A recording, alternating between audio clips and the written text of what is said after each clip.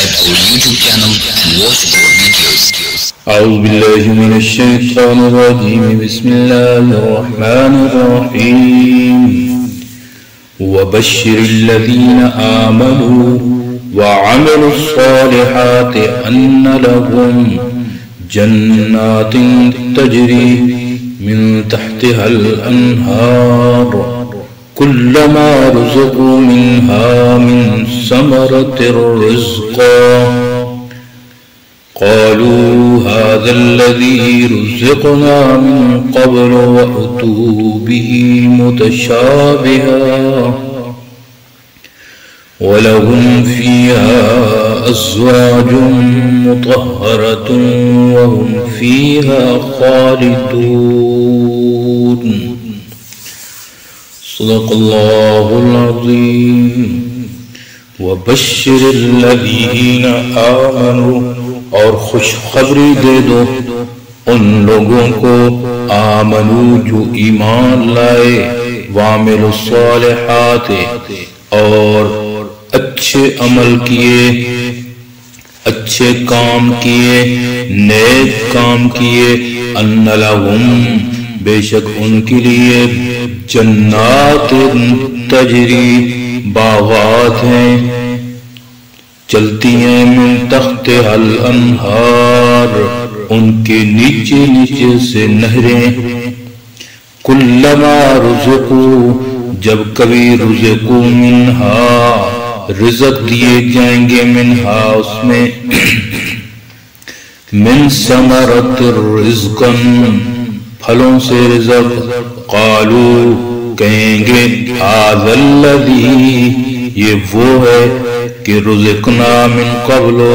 ہم رزق دیے گئے تھے اسی طرح کے تھے، وَأُتُوا بِهِ مُتَشَابِهًا اور دیے جائیں گے اس میں متشابہن وہ ملتے جلتے ہوں گے، وَلَهُمْ فِيهَا اور ان کے لیے اس میں ازواج مطہرات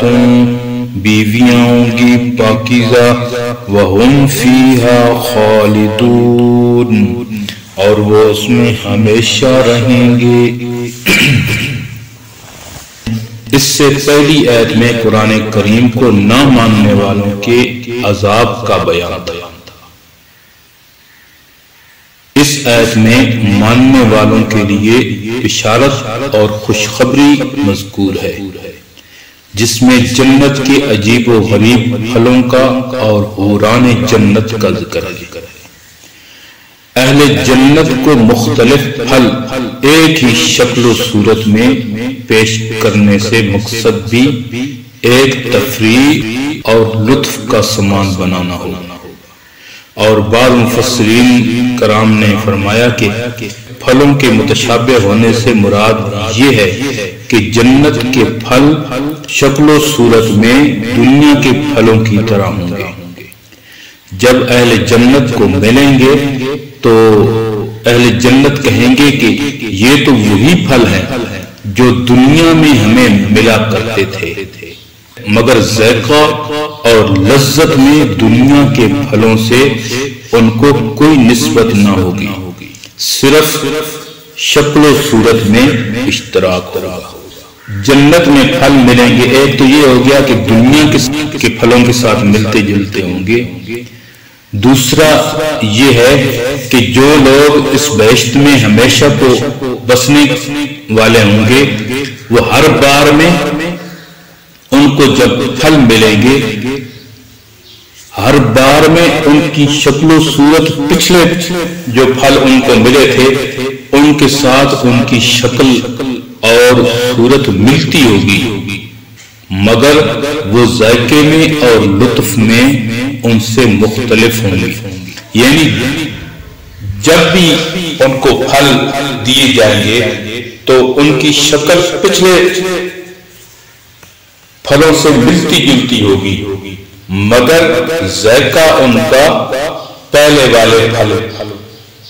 والا نہیں ہوگا، یعنی کہ پہلے سے ذائقہ اعلیٰ اور بہتر ہوگا اور اعلیٰ ہوگا اور ہر بار جب بھی ان کو پھل دیے جائیں گے تو ان کا ذائقہ پہلے والے پھل سے نہیں ملے گا۔ جنت میں ان لوگوں کو پاک صاف بیویاں ملنے کا مطلب یہ ہے کہ وہ دنیا کی تمام ظاہری اور اخلاقی گندگیوں سے پاک ہوں گے۔ بول براز، حیض و نفاس اور ہر ایسی چیز سے پاک ہوں گی جن سے انسان کو نفرت ہوتی ہے۔ اسی طرح بد اخلاقی، بے وفائی یعنی کہ مانوی عیوب سے بھی پاک ہوں گی۔ آخر میں فرمایا کہ پھر جنت کی نعمتوں کو دنیا کی آنی اور فانی نعمتوں کی طرح نہ سمجھو جن کے فنا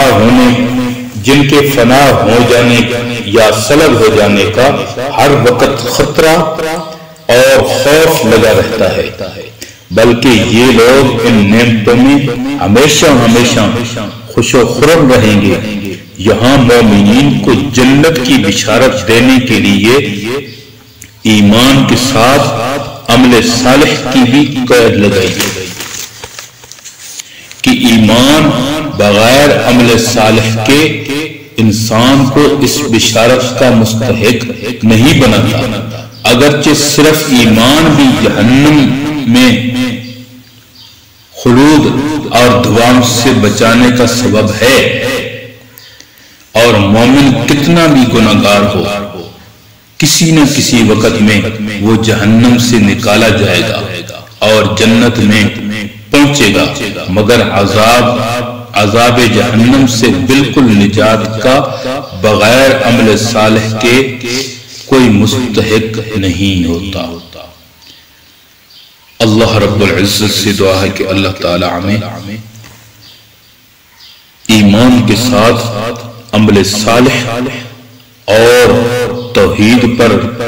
مکمل طور پر کاربند رہنے کی توفیق عطا فرمائے، اپنے پیغمبر صلی اللہ علیہ وسلم کی طریقوں پر چلنے کی توفیق عطا فرمائے۔ وما علینا الا البلاغ المبین۔